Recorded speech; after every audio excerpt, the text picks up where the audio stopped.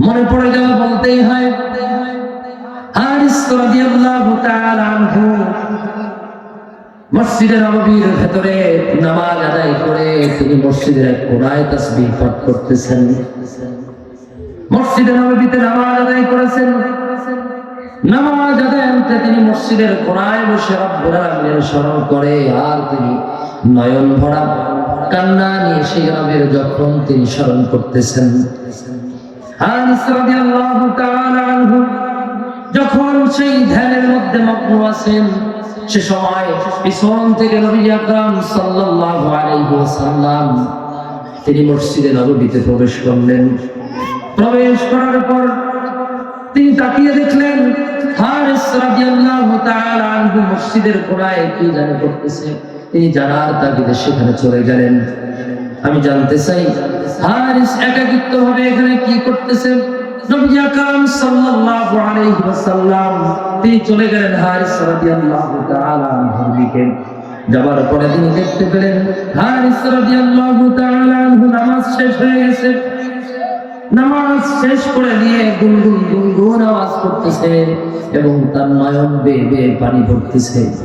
নবীজি সাল্লাল্লাহু আলাইহি ওয়াসাল্লাম তিনি হারিস রাদিয়াল্লাহুকে ডাক দিলেন। ডাক দিয়ে বললেন, হে হারিস, শোনো, তুমি একাকিত্ব অবস্থায় মসজিদের কোণায় বসে কেন কান্না করতেছো? আমার মনে বড় জানতে চাই, তুমি আমাকে জানাতে পারো?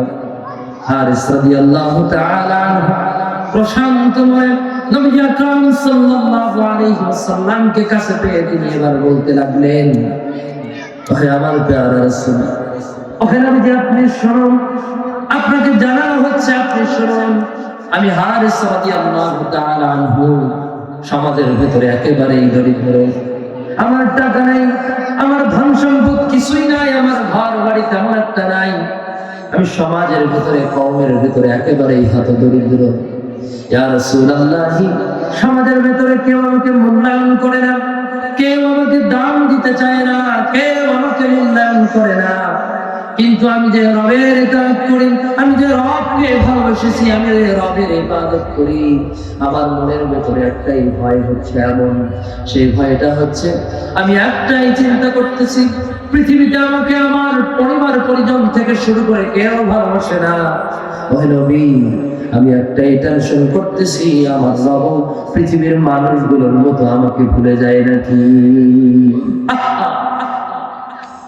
সাহাবাদের আমল, তাদের আমল আর আমাদের আমল, আপনার নামাজে দাঁড়িয়ে দুনিয়ার মধ্যে মত্ত হয়ে যায়, হিসাব পাতির মধ্যে মত্ত হয়ে যায়, দুনিয়ার মোহে পড়ে যায় আমাদের ইবাদত। আর আমরা বলি নামাজ পড়তেছি কবুল হচ্ছে না, রোজা করতেছি কবুল হচ্ছে না। কিভাবে কবুল হবে ভাই? আমাদের ঈমানটা কত দুর্বল হয়ে গেছে। হারিস রাদিয়াল্লাহু তাআলা আনহু নবী আকরাম সাল্লাল্লাহু আলাইহি ওয়াসাল্লামকে তিনি যখন জানালেন, নবীজি সাল্লাল্লাহু আলাইহি ওয়াসাল্লাম মৃদু হাসি দিলেন। হাসি দিয়ে বললেন, ওহে হারিস, তুমি শোনো, আল্লাহ তাআলার ঘোষণা এসেছে, তুমি জানো নাকি? এবার হারিস রাদিয়াল্লাহু তাআলা আনহু বললেন, না, আমি এখনো জানি না, আপনি আমাকে জানিয়ে দেন কি ঘোষণা এসেছে। নবী আকরাম সাল্লাল্লাহু আলাইহি ওয়াসাল্লাম তিনি তার পবিত্র জবানিতে জানাচ্ছেন, ওহে হারিস, শোনো, তুমি যে ভয়টা করতেছো, তুমি যে বিষয়ে চিন্তা করতেছো, শোনো, রব্বুল আলামিনের ঘোষণা হচ্ছে এমন, ফাযকুরুনি আযকুরকুম ওয়াশকুরুনি ওয়ালা তাকফুরুন। ঈমানদার হলে জোরে পড়ুন আল্লাহু আকবার।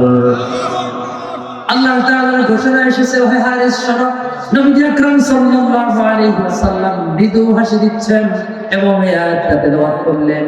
তেলাওয়াত করে করে হারিসকে শুনিয়ে দিলেন এবং শেষ পর্যায়ে জানালেন, আল্লাহ তাআলা এভাবে বলেছেন, তুমি যদি রব্বুল আলামিনকে স্মরণ করো, একাকী অবস্থায় যদি তুমি রব্বুল আলামিনকে স্মরণ করো, রব্বুল আলামিন তোমার স্মরণ তোমাকে ফিরিয়ে দেয়। তুমি যদি রব্বুল আলামিনকে স্মরণ করো, রব্বুল আলামিন তোমাকে স্মরণ করে।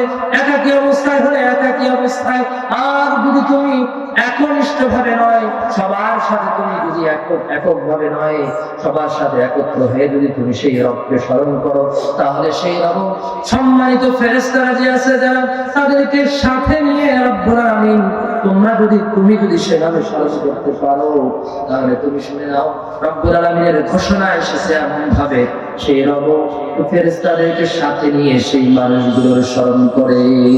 সুবহানাল্লাহ বলি আমরা। আর আমরা যখন সুবহানাল্লাহ বলতে হয়, আলহামদুলিল্লাহ বলতে হয়, মাশাআল্লাহ বলতে হয়, আমাদের ঈমানি জজবা কমে যায়। অথচ যদি আমরা একটা গানের প্যান্ডেল দেখতে যাই, নাচের যদি আমরা মঞ্চে দেখতে যাই, হুররা কখন দিতে হবে মুসলমানের মুখ থেকে সেগুলো বেরিয়ে আসে। কিন্তু যখন যে মুখ আমাকে আল্লাহ দিয়েছেন, যে দেহ আমাকে আল্লাহ দিয়েছেন, যে কণ্ঠ আমাকে রব দিয়েছেন, সে রবের তাসবিহ যদি পাঠ করতে বলা হয় মুসলমানের কণ্ঠ থেকে, মাশাআল্লাহ সুবহানাল্লাহ আলহামদুলিল্লাহ, সে রবের তাসবিহ বের হয় না। অতএব মুসলমান, আপনি যদি মুসলমান হয়ে থাকেন তাহলে জোরে পড়েন আলহামদুলিল্লাহ। নবী আকরাম সাল্লাল্লাহু আলাইহি ওয়াসাল্লাম তিনি হারিস রাদিয়াল্লাহু তাআলা আনহুকে ইন্ডিকেট করে বললেন, ওহে হারিস শোনো, কান্না করো না, সে রব একজন আছেন। তুমি একাকিত্ব অবস্থায় রবের শুকরিয়া আদায় করতেছো, স্মরণ করতেছো, সে রব আছেন। তুমি যেমন রব্বুল আলামিনকে স্মরণ করো, রব্বুল আলামিনও তোমাকে স্মরণ করে।